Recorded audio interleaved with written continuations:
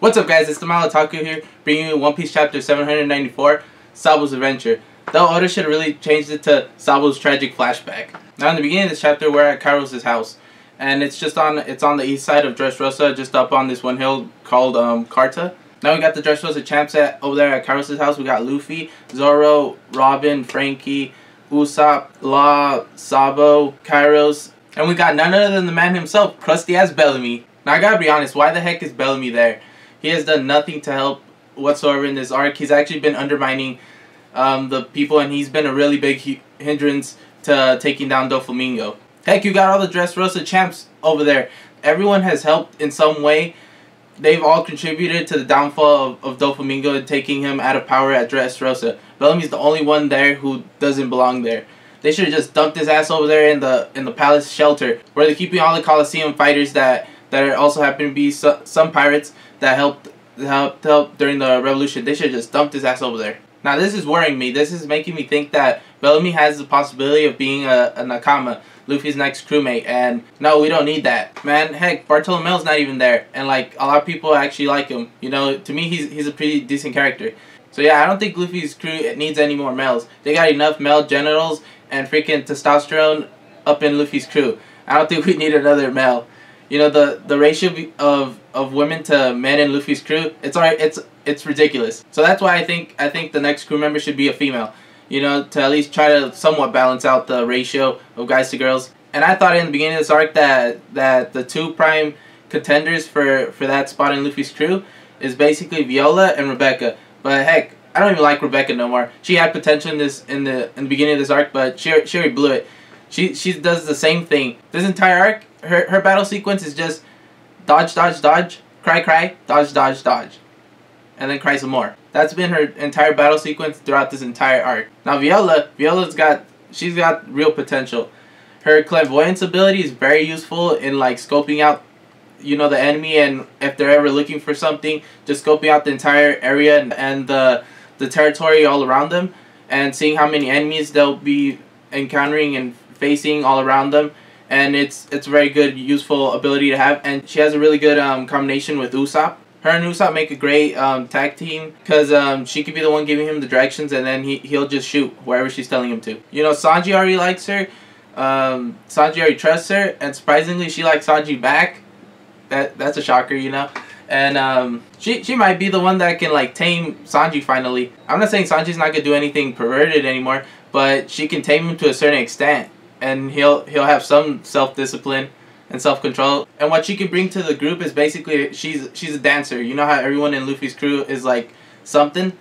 Yeah, she's the dancer. She could be the one just dancing, entertaining people, while Brook he's playing the piano or something. You get me? Now, some of the faults in me thinking that Viola's gonna join the group is basically, you know, she's most likely not gonna join the group just because she's most likely gonna have to be the new queen or princess of Dressrosa after everything's said and done, when they're trying to rebuild and reconstruct the city again. So yeah, she's most likely not gonna be able to leave with them. It's gonna be the same deal with like how in Alabastia they had to leave Vivi behind. She wasn't just gonna abandon her homeland. So yeah, she's probably gonna turn into a figurehead of Dressrosa after everything's said and done. What their game plan is to reconstruct the city again. So yeah, what's basically going on in this scene is Sabo, I don't know if he's directly explaining what happened to him when you know, Luffy and Ace thought he died to Zoro and the rest of the group, or it's just all in his head and we're just seeing from his point of view what happened to him. But basically this is the gist of it.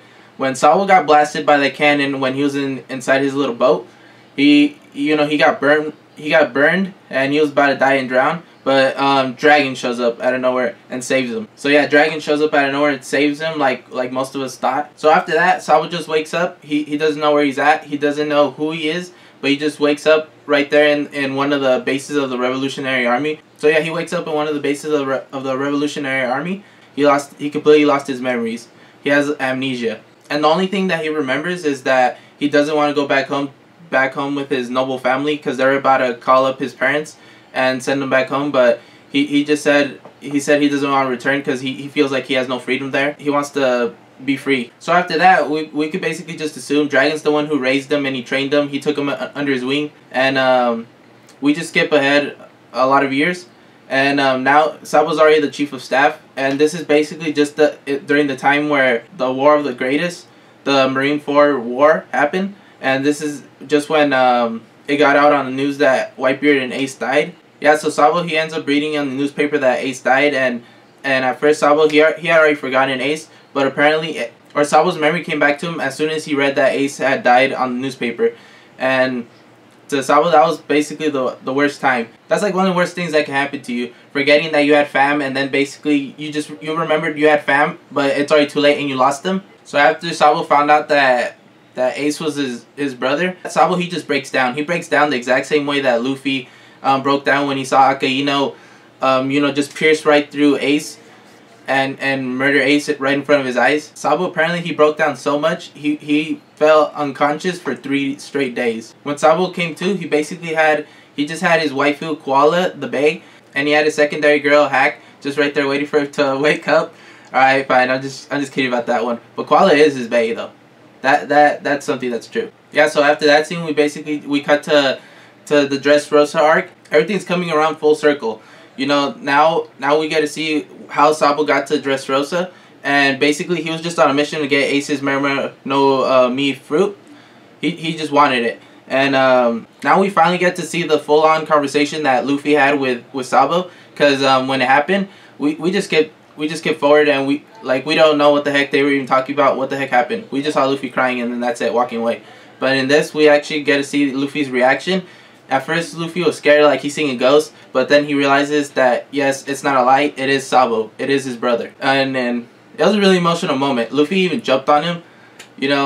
Luffy had his crotch on Sabo's face, but, it's all good, they're brothers, Alright, I'm just kidding about that, but whatever. They're both just sad. Luffy was bawling his eyes out, telling Sabo that how he saw Ace get murdered right in front of him. Sabo's like, there's nothing he could do, but he was just telling Luffy, as long as you're still alive, then that's enough for me, basically. He doesn't want to lose anybody else. Also, another interesting thing about that conversation was many of us just assumed Sabo was being very selfish, and that he just took Ace's fruit because, he just felt like, because Ace was his brother, that he's entitled to taking Ace's fruit for himself, you get me? And not letting anyone have it. But it was really interesting that Sabo had actually asked permission from Luffy to get the fruit before he actually took it. That's a really interesting thing to know. And that was the end of Sabo's flashback. And Sabo now he's already about to leave with the Revolutionary Army. They're already getting out of there. But Sabo had made a Beaver card for Luffy, and he just gave it to Zoro. And before Sabo leaves Kairos' house and he's about to get ready to just leave Dressrosa, he entrusts Luffy to Luffy's crew, and they're basically just like you didn't even have to tell us, we already know, we got you. After that, Sabo just leaves. But a really interesting thing though on the scene where Sabo's leaving was that he was flying on some crows, and Sabo, he says something that makes it seem like there's a Revolutionary Army member that he can either transform into a herd of crows, or he could control those crows by will and communicate through them. So does that sound like anybody you guys know? Because I wouldn't actually really even know that much about that. Because he might be some really well-known ninja that happen to have red eyes. Maybe massacred his entire family. But all for the sake of the good. Who knows? Maybe it's just me. Maybe it's just me. Well, this has been my One Piece chapter 794 review. I hope you guys liked it. Comment, rate, subscribe if you guys want to see more. I hope you guys have a great day. Thank you guys for watching. See you guys later. Bye. Oh yeah, by the way, there's not going to be a new chapter next week, so we're going to be on hiatus. The wait is on. See you guys.